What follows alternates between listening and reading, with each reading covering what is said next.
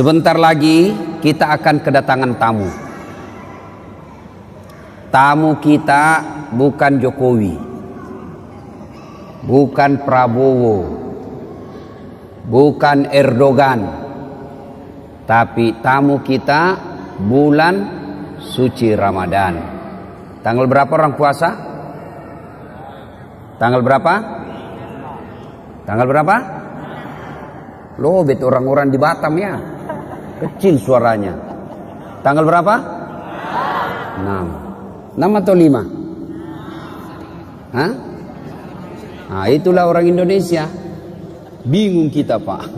Satu Ramadan bingung. Ada yang bilang tanggal 5, ada tanggal 6. Tapi satu Muharram sama semua.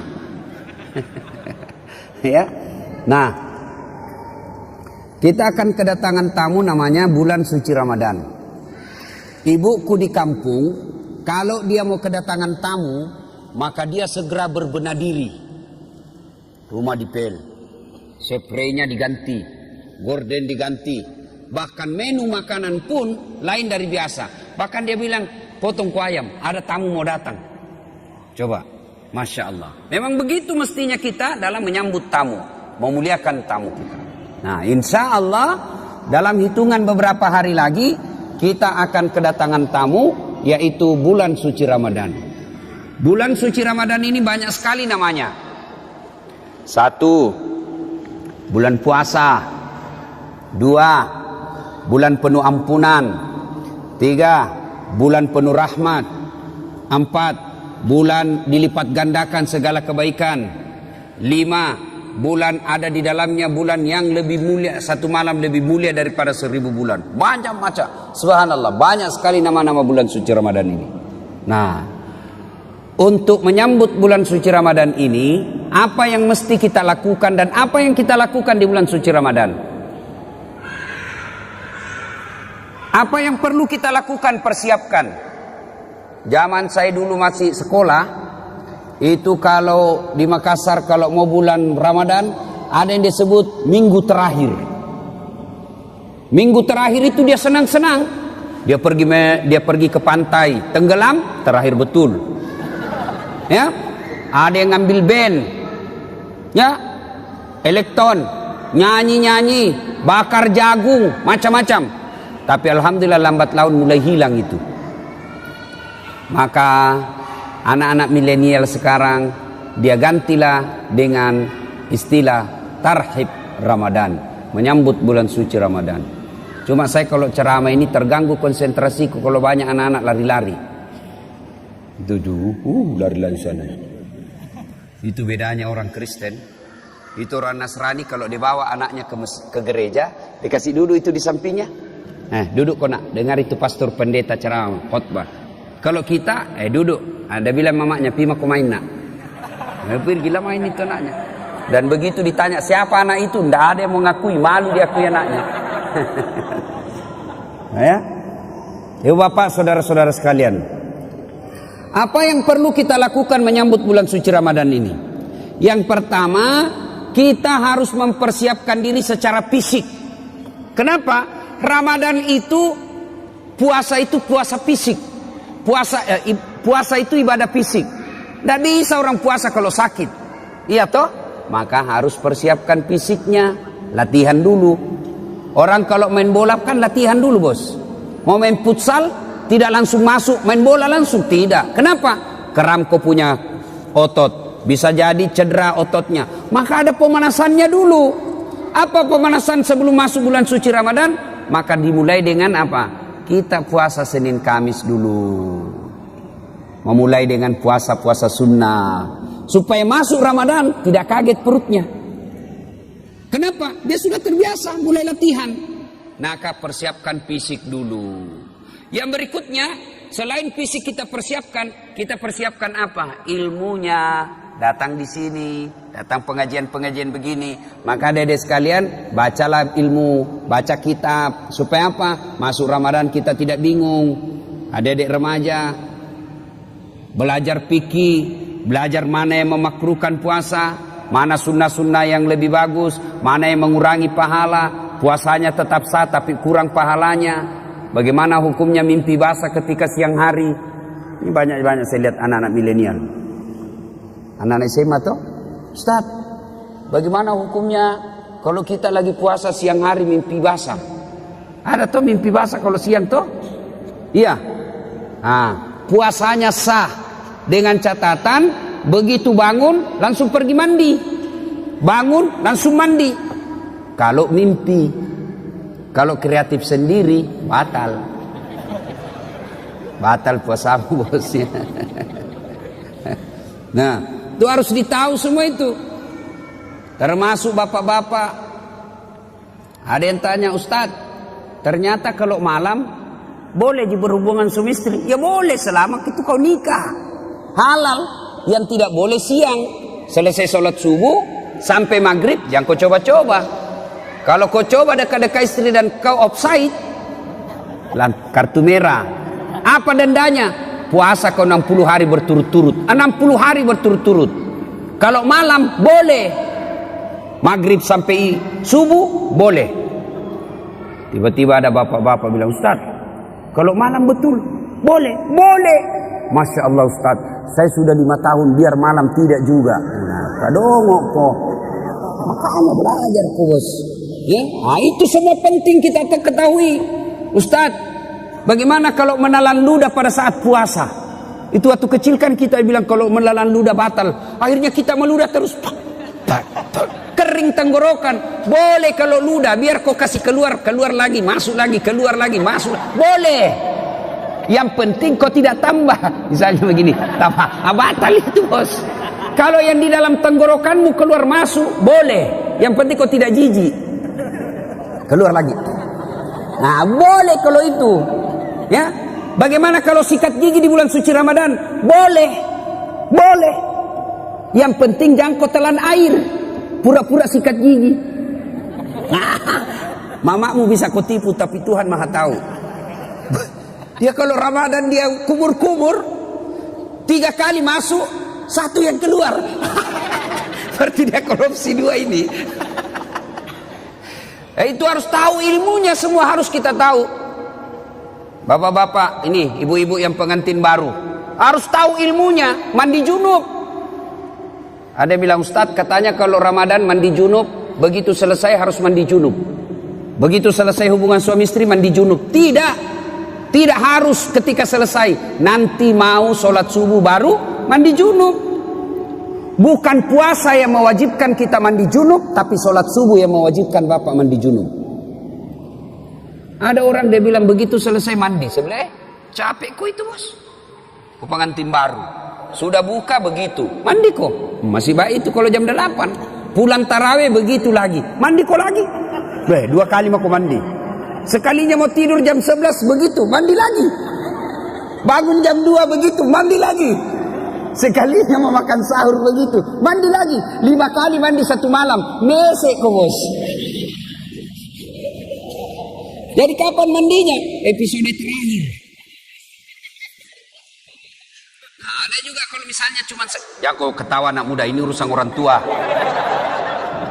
Nah, ada juga yang misalnya malam, misalnya jam 11 mau tidur. Ya. Kapan mandinya? Apakah sebelum makan sahur? Jadi kalau bapak makan sahurnya jam 2, apakah mandinya sebelum jam 2? Tidak. Bukan makan sahur yang mewajibkan bapak mandi junub. Tapi kapan? Sebelum sholat subuh. Jadi saya ulangi, sholat subuh yang mewajibkan ibu bapak wajib mandi junub. Bukan karena puasa. Itu harus ditahu semua. Maka sebelum masuk puasa, belajar. Belajar. Ya. Nah, persiapan secara fisik. Kemudian persiapan ilmu, mendatangi majelis-majelis. Mendatangi kajian-kajian. Tidak ada kajian maka silakan googling, cari kok di YouTube, ceramah-ceramah, cari kalau ada perbedaan pendapat bandingkan lagi. Menurut Ustadz Abdul Somad ini, menurut Adi Hidayat ini, menurut Khalid Basalama begini. Sudah itu, yang penting kau ikhtiar, sudah berusaha mencari ilmu, kau ragu, ikhtiar, salatlah, minta petunjuk dan hidayah dari Allah. Sudah itu hakul yakin, jangan lagi ragu. Ini sekarang kan sudah banyak ustadz-ustadz kondang kok. Iya toh? Nah, cuma jamaah sekarang bukannya mengamalkan ceramahnya Pak Ustadz, dia jadi yuri. Dia menjadi tim penilai. Wah, kalau ini ceramah bagus, kalau ini bikin ngantuk, kalau ini jelek, kalau ini. Memangnya kau menjadi festival penceramah? Amalkan ilmunya orang, bukan membanding-bandingkan. Ya. Sebelum masuk Ramadan. Berikutnya lagi, sebelum masuk Ramadan, apa yang perlu kita lakukan? Cari musuhmu. Cari bombe. Apa sih? Yang kau tidak bertutur sapa. Musuh. Gara-gara pilpres. Satu dukung Jokowi, satu dukung Prabowo. Bertengkar di grup. Akhirnya ketemu ndak baku sapa. Assalamualaikum, dia tahu kalau saya tunda dulu salamku deh, karena nanti saya baku hadapan. Nanti selesai baru assalamualaikum. Padahal duduk samping. Selama masih musuhan, minta maaf.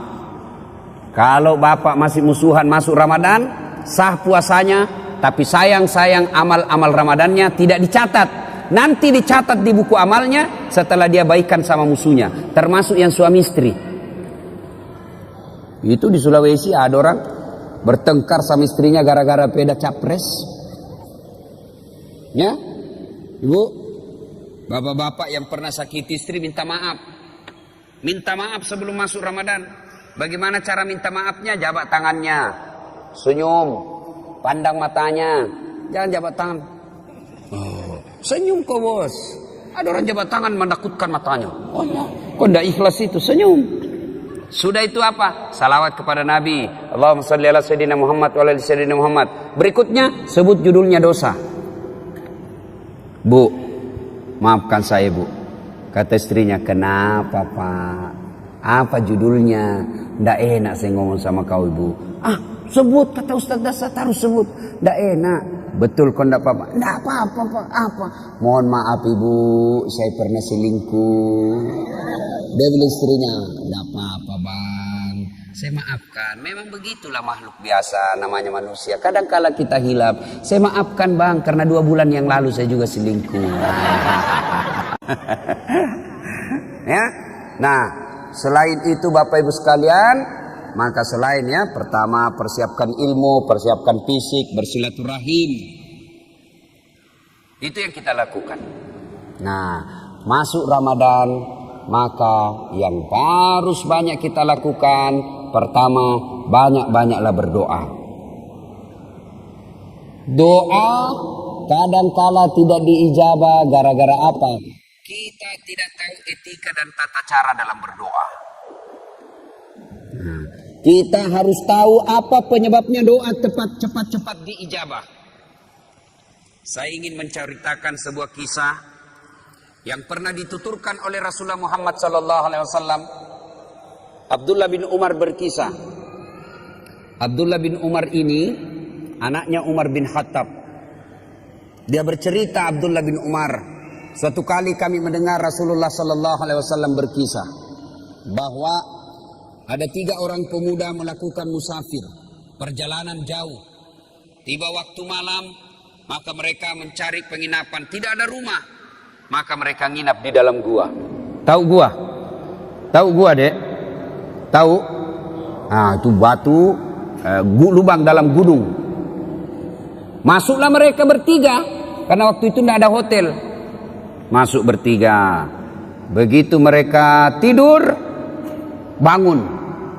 Saat bangun, didapatinya pintu gua sudah tertutup oleh batu. Jadi anggaplah ini, ya anggap. Ini mulut gua tertutup batu.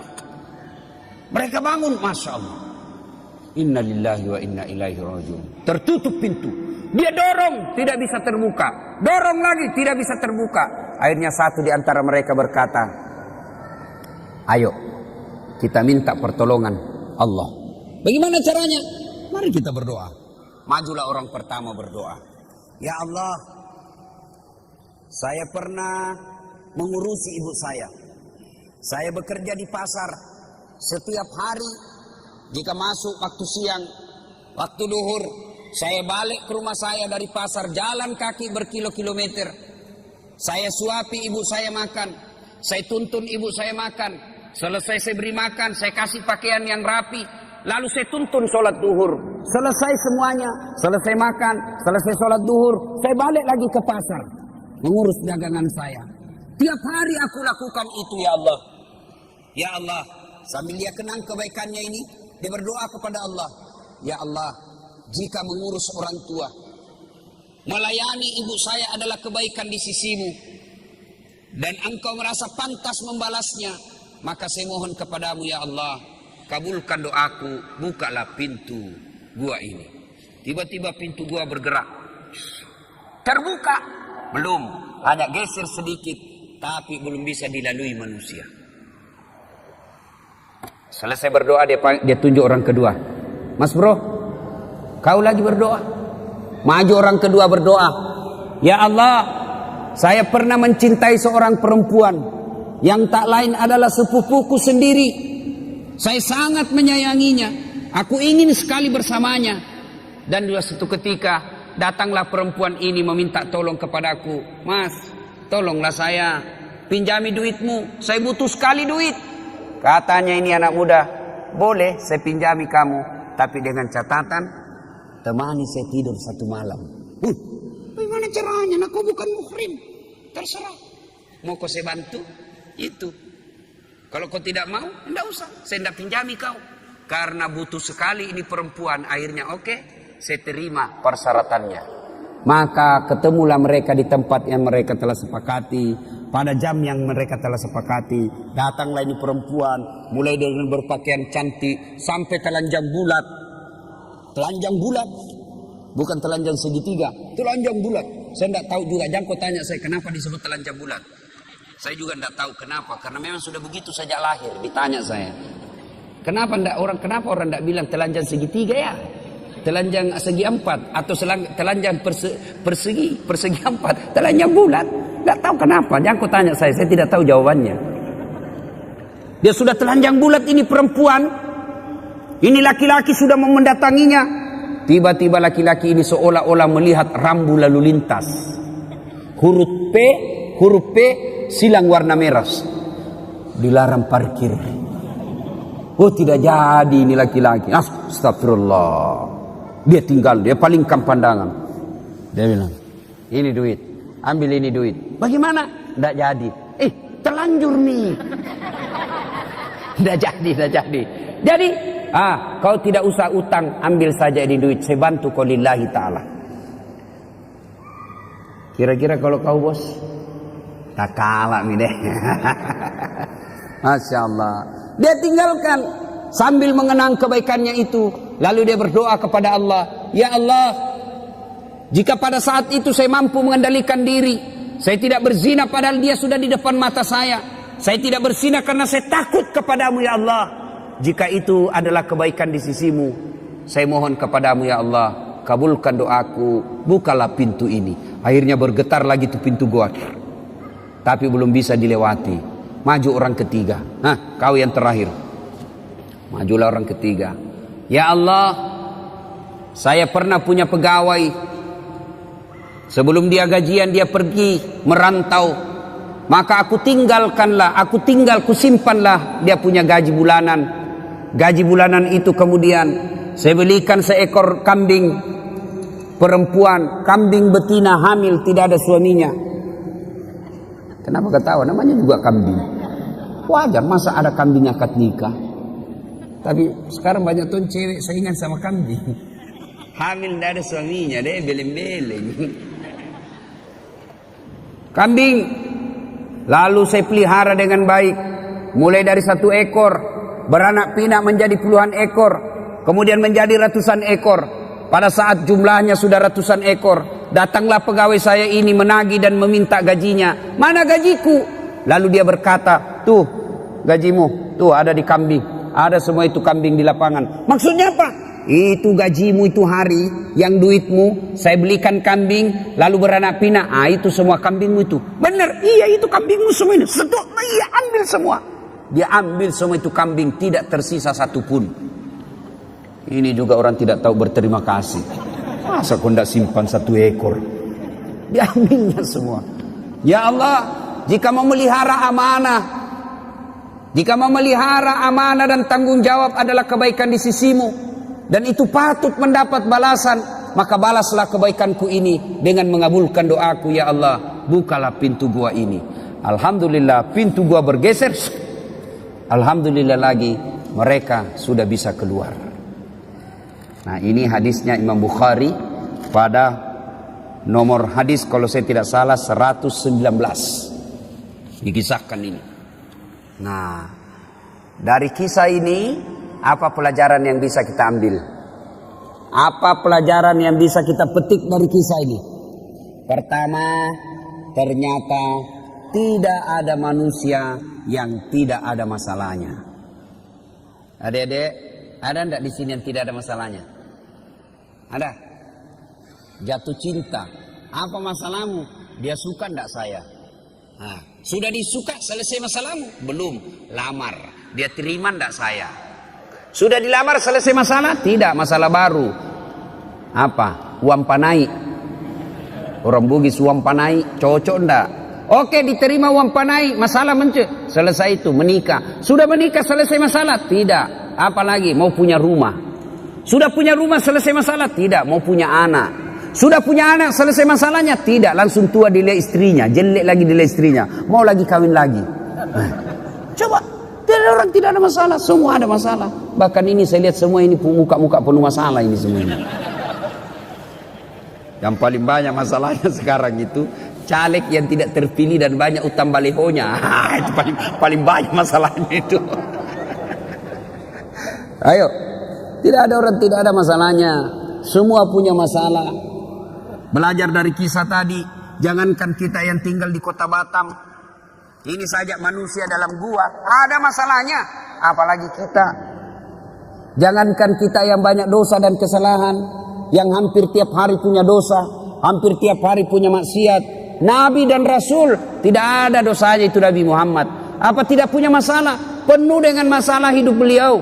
Rentetan masalah dan masalah. Masih 6 bulan sudah lahir, belum lahir sudah meninggal wafatnya. Wafat bapaknya baru 3 hari diambil ibu susunya Halimatus Sa'diyah.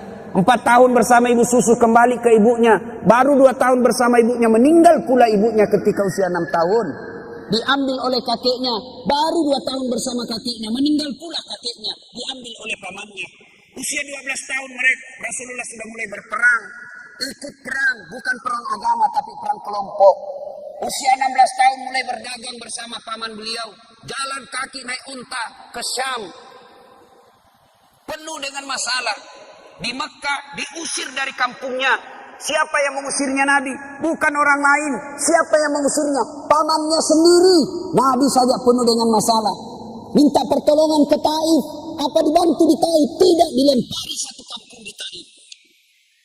Nabi penuh dengan masalah. Apalagi kita. Kalau begitu, bukan masalah kita.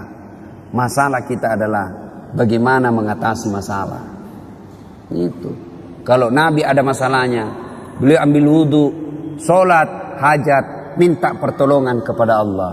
Kita ada masalah, ambil HP, update status, berdoa di Twitter, berdoa di Facebook. Sedikit-sedikit, ya Allah lindungilah suamiku, ya Allah murahkan rezekiku. Update status lagi, ya Allah halalkan segala usahaku. Sibuknya itu Tuhan membaca statusmu.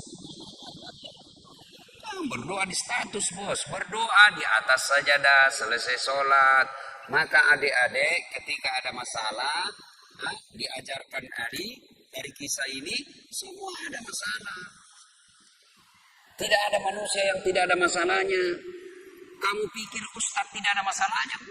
Ustadz juga banyak masalahnya. Satu hari dikasih 5 ceramah, masalah itu juga. Capek orang bos. Coba. Kadang-kala datang capek kita selesai ceramah disuruh lagi selfie. Selfie sudah selfie lagi. Orang sudah keringatan capek selfie disuruh senyum, orang capek ini. Coba. Semua orang punya masalah. Tidak ada orang tidak punya masalah. Semua orang punya masalah. Alhamdulillah.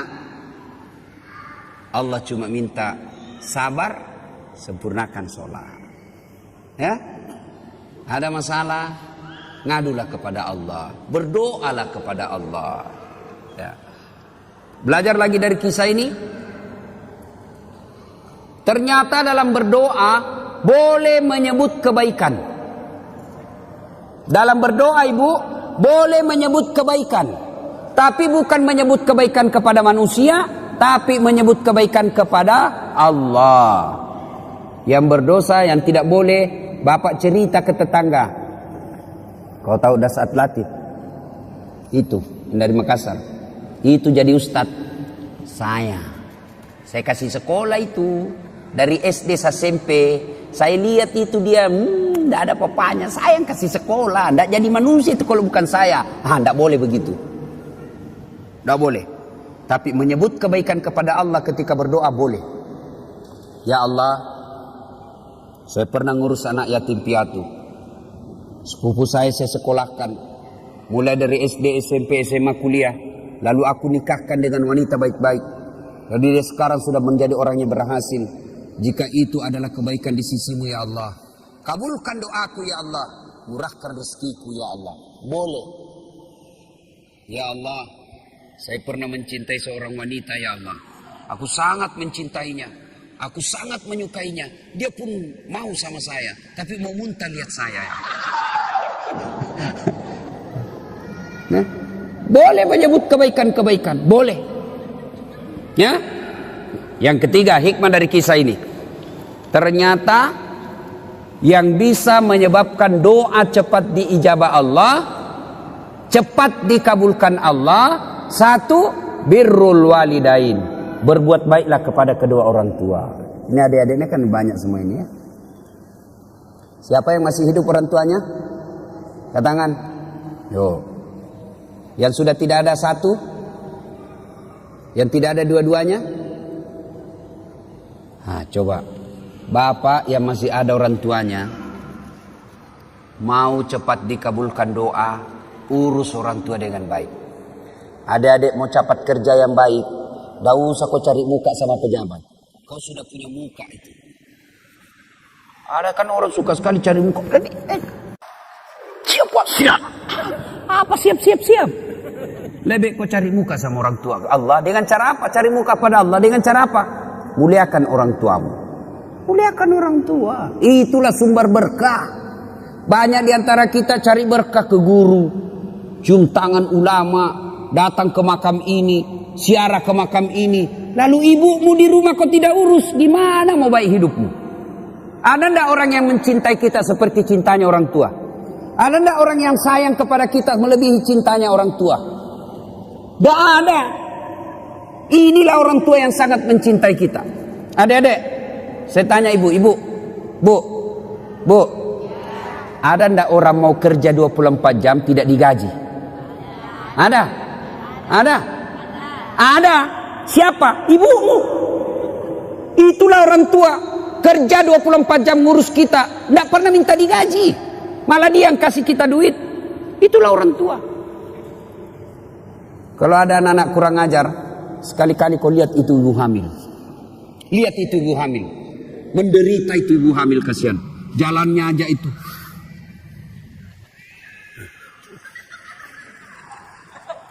Coba itu. Apalagi kalau dia sudah 7 bulan. Kakinya ada di sini. Naik di sini. Mesut. Coba. Kasihannya itu ibu hamil. Dah. Apalagi kalau dia tidur. Coba lihat ibu hamil kalau tidur. Nggak ada enaknya. Satu aja kasihan gayanya itu, gaya pasrah.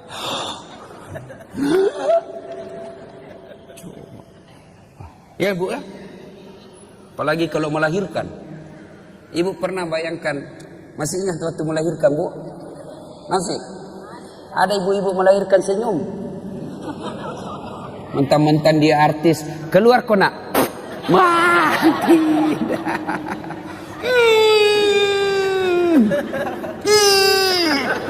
Dia bilang ibu bidan, ya ulang lagi.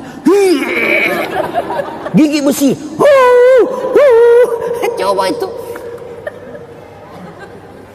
Begitu anaknya lahir cacat, apa dia tempelin? Kurang ngajar 9 bulan kau ganggu, kau siksa saya, tidak ada telingamu. Tidak, justru yang cacat paling dia sayang. Apa ada ibu-ibu meninggal anaknya yang cacat? Alhamdulillah untuk gue cepet mati. Tidak, justru yang cacat paling dia sayang. Coba. Ya. Makanya kalau ada anak-anak kurang ajar sama orang tuanya, pantas ketika Allah buat hidupmu susah. Baik-baik sama orang tua. Ya. Ini cewek-cewek, jangan sampai kalau lebih sopan sama bapak, lebih sopan daripada cowokmu, daripada bapakmu. Kalau bapaknya nasihati apa kata, apa sih bapak tahu? Itu dulu, belum ada medsos dulu. Sekarang sudah modern pak, beda zamannya bapak dulu. Dikasih tahu baru satu bapaknya ngomong dia sudah 19. Giliran cowoknya yang ngomong terserah abang aja deh. Beleng-beleng. Tahu beleng-beleng? Tahu beleng-beleng? Ah itu beleng-beleng itu makan es krim ditiup. Oh,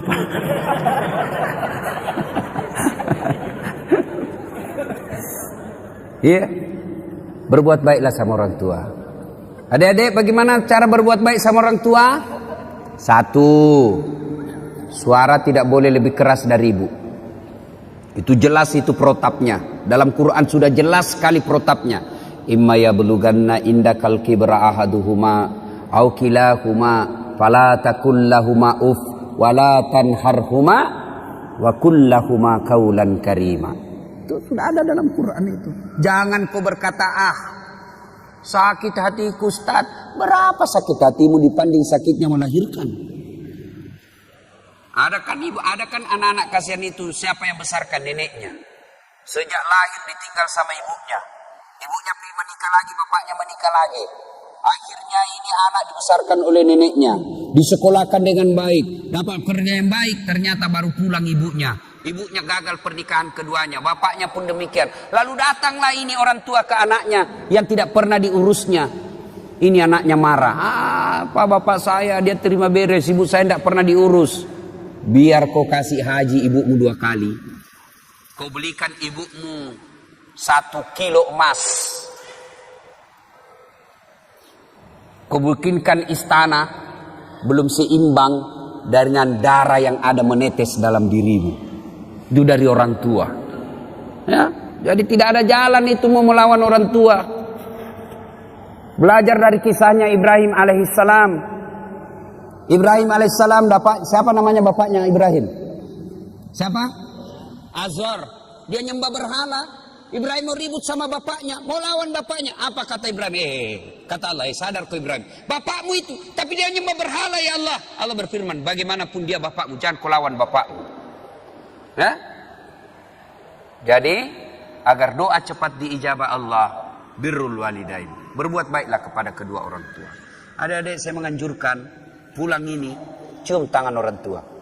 Kalau saya bukan cuma tangan, kakinya ibu saya cium. Ya, kalau mau berkah hidup bos, sudah muliakan orang tuamu. Allah yang ngurus kamu, bisa beli mobil, bisa punya rumah, mendapat istri yang baik. Caranya apa? Birrul walidain, berbuat baiklah kepada kedua orang tua. Yang kedua, yang menyebab doa cepat diijabah Allah adalah menghindari dosa dan maksiat. Bagi kita laki-laki dosa yang paling besar itu apa? Dosa perempuan.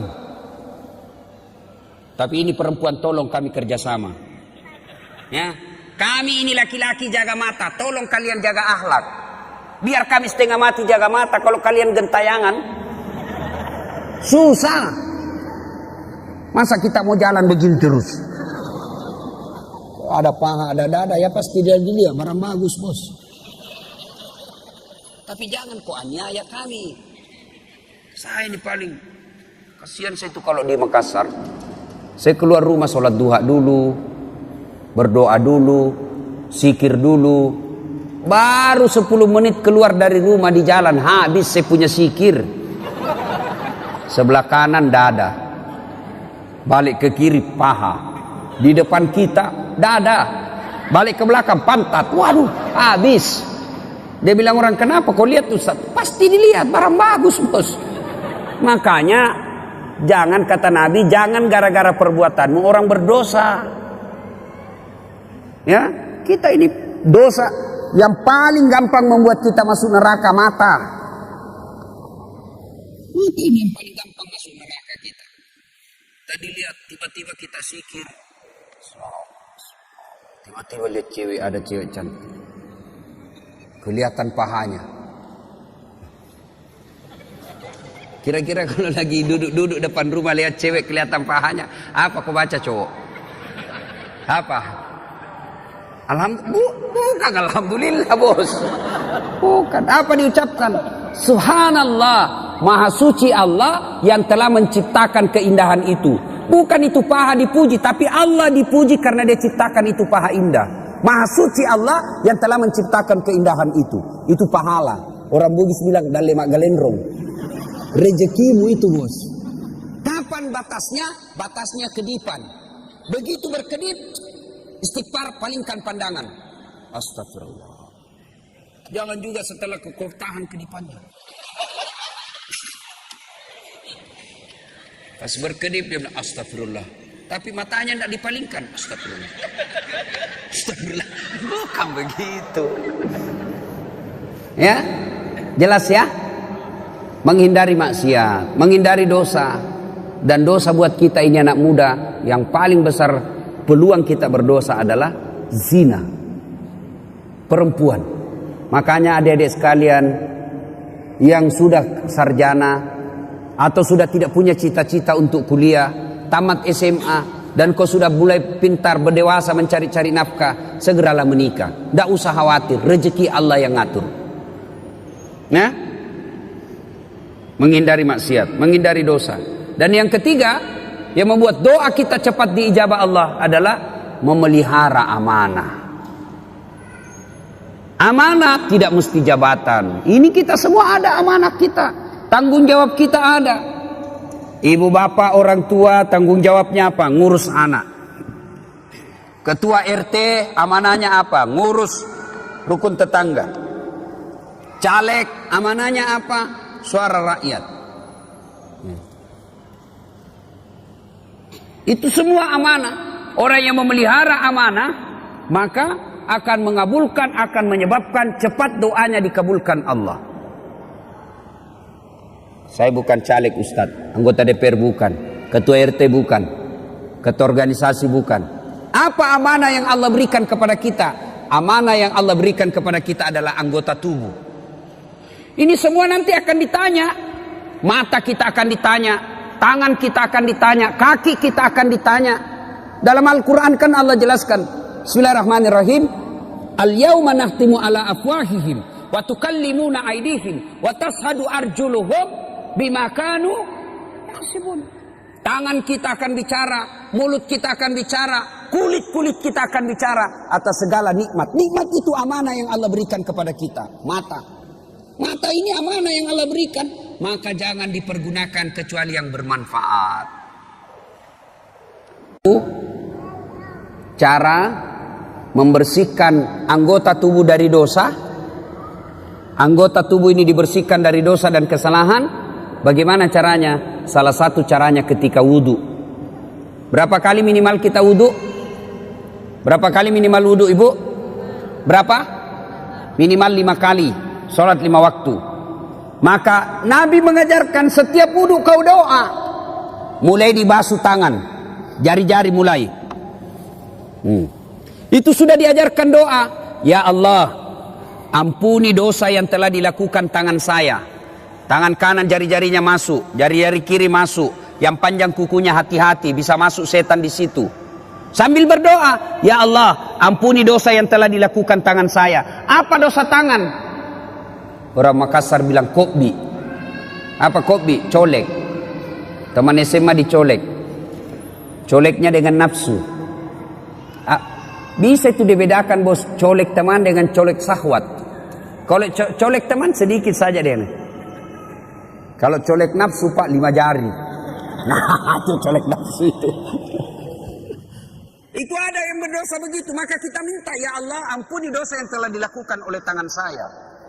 Lalu dibasuh lagi mulut, kita berdoa lagi, ya Allah ampuni dosa yang telah dilakukan mulut saya.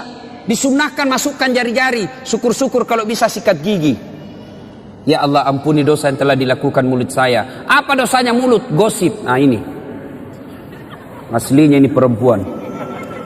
Atau ada laki-laki tukang gosip? Kelainan jenis kelamin kok itu. Kalau perempuan memang fitrahnya itu tukang gosip. Gini duduk-duduk begini damai tapi gersang. Dia enggak, tapi matanya itu sinis. Nah, itu. Ya. Nah, dibasuh lagi hidung. Basuh hidung dimasukin, sunnah itu. Masukin air sedikit. Baru keluarin.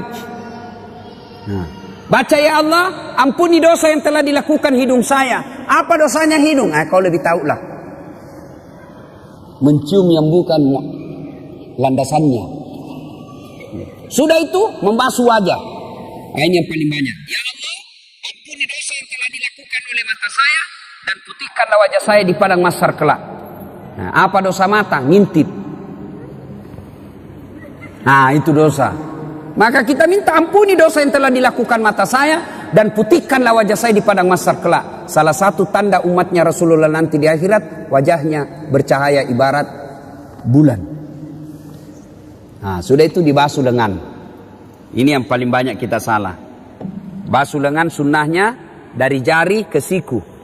Ya tahu berarti prakteknya begini kan? Tapi yang kita praktek apa? Siku ke jari, buka keran.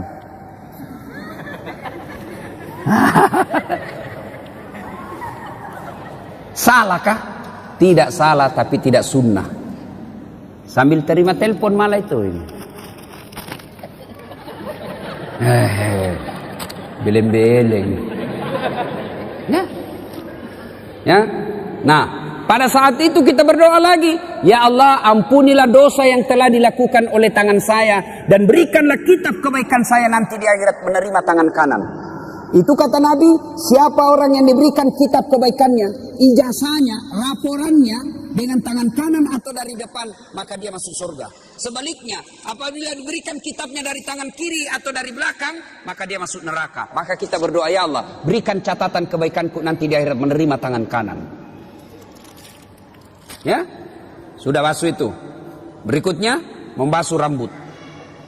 Ketika dibasuh rambut, disunnahkan lagi berdoa, ya Allah, ampunilah, ya Allah, haramkanlah diri saya disentuh api neraka. Dibasuh. Cuma biasa anak muda ini yang sisirnya sudah dikasih pamode apa? Hah? Pamode apa? Pomade. Ah, itulah.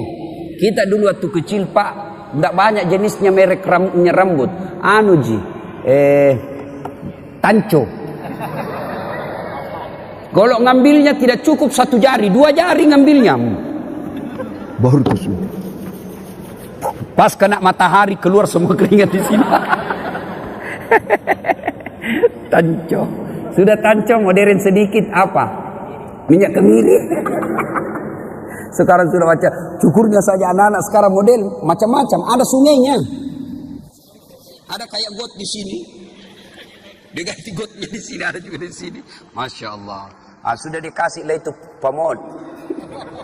Rambutnya tidak mau goyang. Akhirnya wuduknya dia begini saja. Beleng-beleng. Ya, tidak sah itu wudukmu, pasti.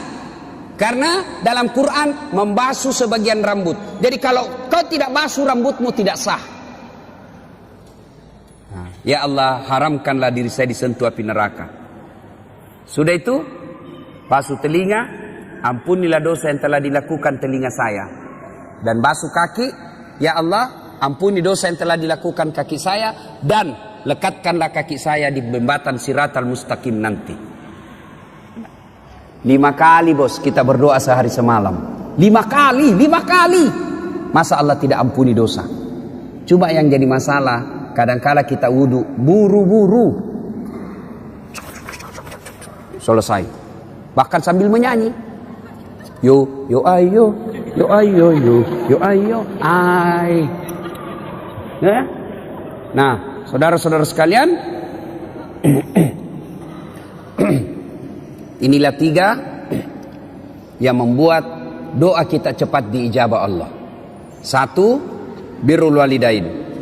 2, hindari maksiat. 3, memelihara amanah. Kalau 3 hal ini dilakukan pada saat bulan suci Ramadan, maka banyak-banyaklah meminta kepada Allah. Dalam bulan suci Ramadan, Allah malu tidak mengabulkan doanya orang-orang yang berdoa. Maka manfaatkanlah bulan suci Ramadan, banyak-banyak berdoa.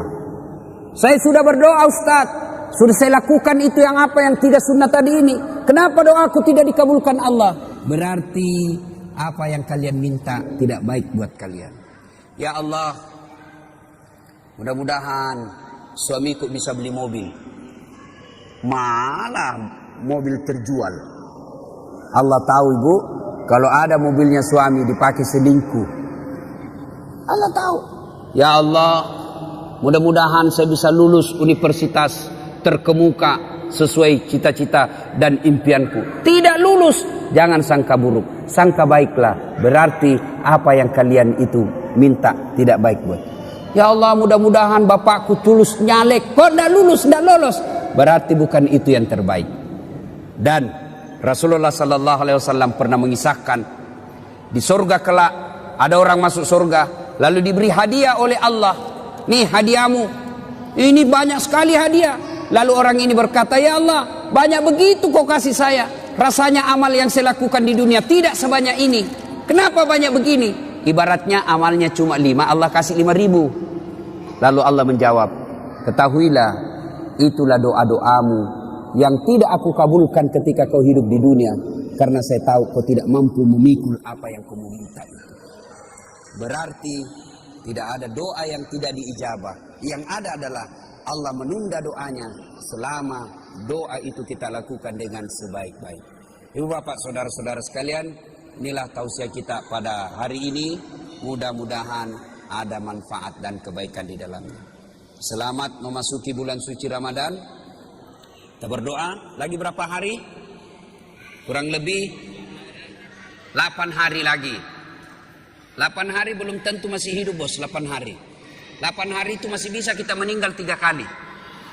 Maka salah satu doa yang diajarkan menjelang Ramadan, ya Allah, pertemukan aku bulan suci Ramadan, panjangkan umurku supaya saya bisa menikmati bulan suci Ramadan. Ibu bapak saudara-saudara sekalian, inilah tausiah kita, mudah-mudahan ada manfaat. Saya tidak tahu apa ada tanya jawab atau tidak. Tidak ada kan? Tidak ada ya. Mana panitia? Saya sih berharap ada pertanyaan bagus, tidak ada lebih bagus lagi. Capek saya ini. Asli ya. Mungkin pengaruh umur. Dulu saya pernah ceramah di Makassar 13 kali satu hari. Nah, sekarang mulai capek saya kalau terlalu banyak. Dan ternyata kualitas ceramah itu juga dipengaruhi oleh kualitas kelelahan kita. Kalau mulai lelah, otak pasti tidak bisa maksimal. Kalau ada mau bertanya, silahkan. Ada sesi tanya jawab? Tidak. Kalau dulu di Unhas Teknik ya. Ya saya sudah ingat. Bukan saya, karena tadi itu bos matahari dari sana lebih terang, jadi silau. Nah, saya sudah ingat ya. Nah, ini teman saya yang termasuk cerdas. Lebih cerdas dari saya. Cuma beruntung saya jadi ustaz. Ya. Dulu waktu saya SD kecil pak. Kecil memang kecil. Sampai sekarang masih kecil. Ya. Nah, amalan-amalan apa? Tentu amalan-amalan yang disunahkan Rasulullah itu yang dalil-dalilnya kuat adalah qiyamul lail. Apa itu? Salat malam. Ya, mau tahajud boleh, tarawih. Jangan sampai lepas itu tarawihnya. Ya, ibu-ibu, saya tanya ibu, boleh enggak tarawih sebentar malam? Boleh tarawih sebentar malam? Kok ragu-ragu? Adik-adik, boleh tarawih sebentar malam? Enggak boleh bos. Maka yang boleh tarawih hanya di bulan Ramadan. Maka selama Ramadan jangan pernah lepas tarawihmu. Kenapa? Karena tarawih hanya sekali dalam setahun, bulan suci Ramadan. Ya, cuma ada lagi anak-anak milenial, ada disebut tarling, tarawih keliling. Kelilingnya dia dapat, dia lupa tarawihnya. Ya, dan sampai begitu. Nggak usah lagi ada namanya apa tuh sahur on the road. Apa sahur on the road? Siapa dari mana belajar itu? Itu nih artis kok pelajari. Dia itu artis bawa makanan, pencitraan. Sudahlah, jangan begitu. Maka satu, kita to the point. Ibadah-ibadah yang paling dianjurkan Nabi, sholat lail. Ya, sholat lail itu taraweh, tahajud, witir. Kalau witir biar tiap malam boleh. Ya, tahajud tiap malam boleh. Tapi taraweh hanya ada di bulan suci Ramadan. Sudah taraweh apalagi? Qiraatil Quran, membaca ayat suci Al-Quran. Ini sunnah yang sangat diprioritaskan. Apalagi as-sadaqatu, bersedekahlah. Ya, ibu-ibu kenapa miskin ibu? Karena ibu selalu mental miskin. Tidak ada duit, minta kasihan, minta kasihan, minta kasihan. Nah, maka ibu miskin. Coba kalau selalu sedekah, mau 5.000, mau 1.000 terserah. Adik-adik biasakan sedekah, mulai dari kecil. Kau dapat duit dari bapakmu 10.000, sedekahkan 100 perak. Mulai belajar sedekah. Allah tidak lihat berapa jumlahnya, yang Allah lihat keupayamu untuk bersedekah. Ya. Apalagi ibadah-ibadah yang disunnahkan, doa. Banyak-banyak berdoa. Yang keenam, apalagi banyak-banyak bertobat. Taubat itu taubat bilisan. Astagfirullahaladzim. La ilaha illa anta subhanaka inni kuntu minadz dzalimin. Itu enaknya kalau kita pakai begini. Coba lihat kalau pegang begini. Otomatis itu kita langsung zikir. Tidak ada orang pegang begini dalam kote 2. Bongkrongkong. Rambulan 1 bungkus. Tidak ada itu ya. Nah, meskipun ada juga orang bilang bid'ah. Bid'ah ini tidak ada pada zaman Nabi. Bid'ah. Biar kau bilang bid'ah. Yang penting saya lakukan. Kalau mau bilang bid'ah boleh. Yang penting jangan kau bilang sesat. Ini kan gampang sekali orang kadang-kala menyesatkan sesamanya muslim. Nah, banyak lagi ibadah-ibadah sunnah-sunnah yang dilakukan. Tapi prioritas itu yang dilakukan sudah cukup. Lebih dari cukup. Ya. Terima kasih bos. Semenit. Wah. Mau tahu? Coba lihat rahasia Allah. Mana pernah kita pikir ketemu saya di sini, di Batam? Mana pernah? Tidak pernah kita bayangkan dulu waktu SD kita tinggal dengar aja namanya Batam, tidak pernah. Ya, jadi Allah punya rencana, maka hidupmu tenang kalau kau pasrahkan saja kepada Allah. Ada lagi bu? Ibu, itu ada satu. Ya, apalagi bu? Sebelum masuk Ramadan, tuh. Nah, ibu supaya dapat pahala gampang, saya ajari ibu. Itu kalau ditunda-tunda bayar kalah, bayar lepas, biasanya repot balas bayarnya. Memulai puasa lagi tuh repot. Maka gimana caranya ibu? Begitu selesai Idul Fitri, oke, tunggulah 1 minggu, 1 minggu sampai habis kue. Kan karena 1 minggu ini banyak serangan. Tapi saya yakin ini Lebaran kali ini sedikit orang bikin kue. Kenapa? Banyak musuhan tetangga gara-gara pilpres. Jadi tidak datang bertamu. Sudah masuk 1 pekan, maka ibu langsung ganti puasa. Ya, ganti puasa. Nah, kenapa dianjurkan di bulan Syawal? Karena ibu dapat pahala ganda. 1, pahala ganti puasa. 2, pahala Syawal. Dengan cara ibu ganti puasa, niatnya ganti puasa di bulan Syawal.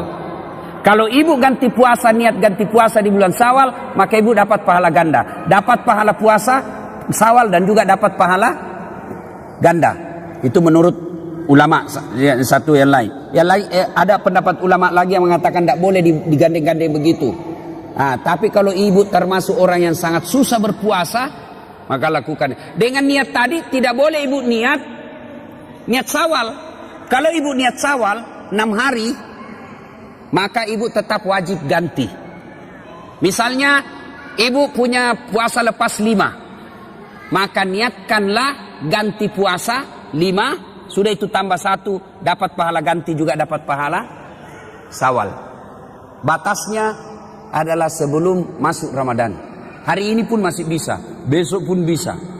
Lewat Ustadz, ternyata lewat, tidak bayar, maka ibu bayar denda.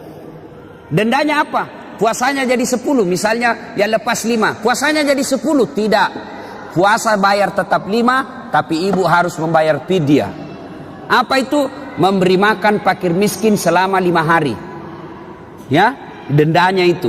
Bagaimana cara bayarnya? Tergantung berapa banyak ibu makan. Misal, ibu kos-kos, adik-adik remaja, anak kuliah, 1 kali makan Indomie rebus, tambah telur 1, 3.000 selesai. Kali 2, 6.000 satu hari. Kalau makannya harus ada Indominya, ikan bakar, sate, telur, kang goreng, nasu bale, 50.000 kali 2, 100.000 satu hari. Bagaimana bayarnya? Tiap hari dibayar. Apa tidak boleh bayar sekali nanti selesai lebaran? Tidak boleh, harus bayar